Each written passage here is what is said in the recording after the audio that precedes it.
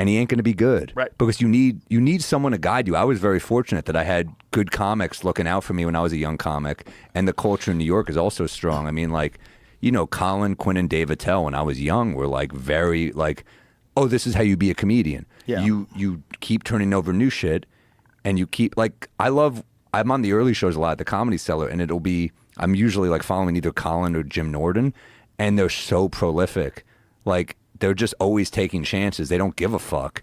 And they give a fuck, but they don't give a fuck in the right way. Mm-hmm. Where they're like, if this doesn't work, I'm going to make it work. And like, they're doing, like, Jim's new shit is so interesting. Mm-hmm. It's so good.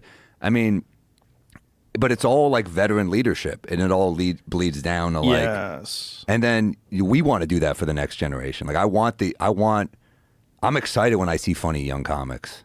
Yeah.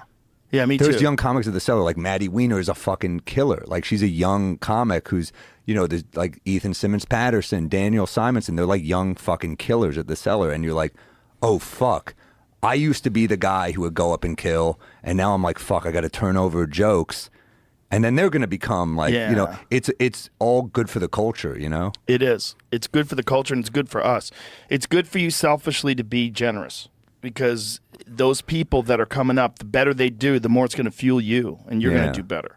It's good for everybody. And it's you're important. right about like having like a culture of top comedians. It keeps everybody strong, and that's the club. I mean, like last night we're hanging out with Ron White.